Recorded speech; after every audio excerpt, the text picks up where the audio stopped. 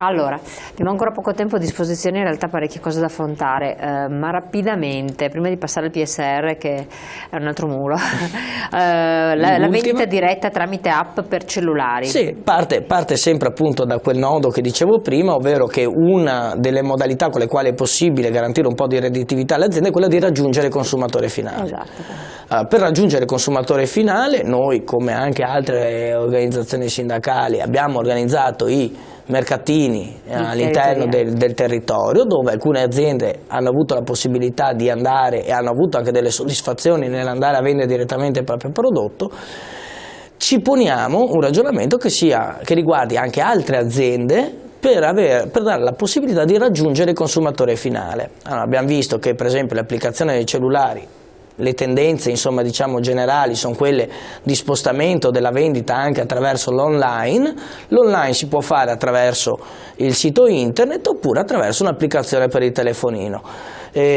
Proviamo a fare un ragionamento sulle applicazioni per il telefonino, perché permettono alcune cose in più rispetto a un sito internet interessanti che potrebbero essere utili per il mondo agricolo. Ecco, per cui questo è il pacchetto. Alla fine della giornata ci sarà la votazione appunto delle aziende presenti, una, due, diciamo interessamento per i progetti. Da là svilupperemo dopo delle riunioni di organizzazione operativa dei progetti, dopo in base ai risultati passeremo sul piano operativo insomma. Quindi questo è molto interessante. Per cui chi partecipa avrà un'opportunità, perché il ragionamento che abbiamo fatto è che cosa possiamo fare noi, rompere le scatole, scusate rompere le scatole a livello politico perché ci sia una semplificazione delle norme, dall'altro lato creare delle opportunità per le aziende agricole per vedere un po'. E allora ricordiamolo, facciamo vedere nuovamente dalla regia a tutto schermo il volantino del concorso di progetti per l'agricoltura di domani. 4 opportunità di rete per l'impresa, progetti per i giovani ma non soltanto per i giovani. Opportunità quindi in agricoltura, presentazione di progetti, 15 minuti per la presentazione di ogni progetto e poi la manifestazione di interesse. Martedì 1 marzo, ore 17:30 fino alle 19:30 al Cron Plaza in via Po 197 a Padova, uscita autostrada a Padova Ovest, sostanzialmente a Limena.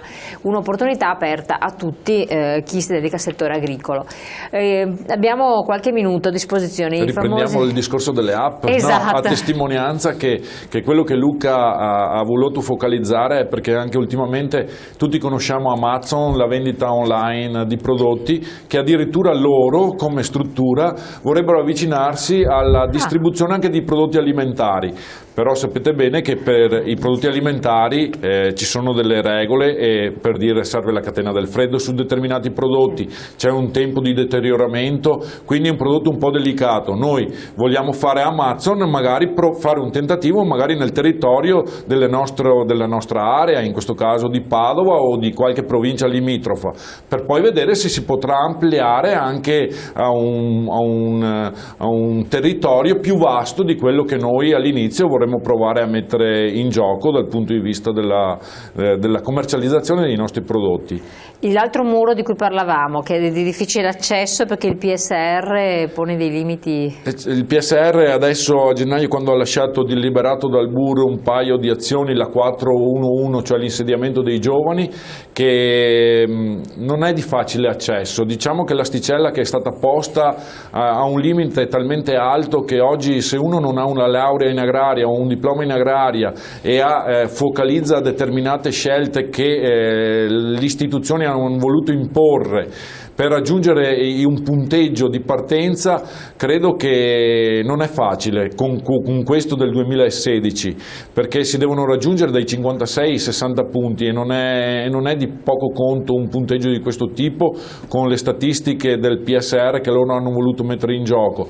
Quindi credo che anche le istituzioni devono essere consapevoli di dove vogliono mirare e se veramente vogliono far crescere l'agricoltura, perché con questi limiti agricoltura far crescere, e di quale tipo anche di agricoltura si vuole far crescere, perché tipo di investimento, cioè quando un giovane si va a mettere in gioco deve progetti, quindi geometri, deve investire sulle pratiche, deve creare un business plan, un insieme di cose che alla fine, se poi non ha accesso alla sua domanda, è un'ulteriore perdita economica di soldi praticamente all'interno di un'azienda che magari già sta soffrendo, ma perché mira a un futuro.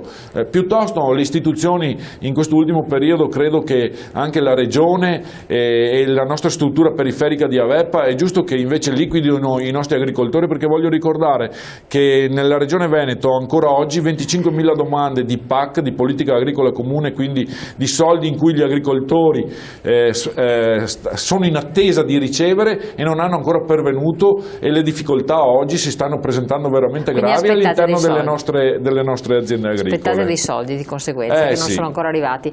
Il discorso del PSR, quindi quali potrebbero essere i settori avvantaggiati? In questo momento? Beh, per il PSR per questo che scadrà l'8 aprile, che riguarda, come ricordava Roberto, il primo insediamento e gli investimenti in innovazione, i settori che sono più avvantaggiati sono l'ortofrutticolo, mi sembra, e il florovivaismo. Comunque ci sono i nostri uffici che sono preposti per seguire appunto la parte tecnica, pratica, per aiutare a far consulenza, per capire se si riesce a raggiungere appunto il punteggio di cui parlava Roberto. È un punteggio che ti pone in una graduatoria sostanzialmente regionale, e in base ai fondi a disposizione e alle persone che sono all'interno di questa graduatoria si riesce o meno a entrare a ricevere questi aiuti da parte della Comunità Europea.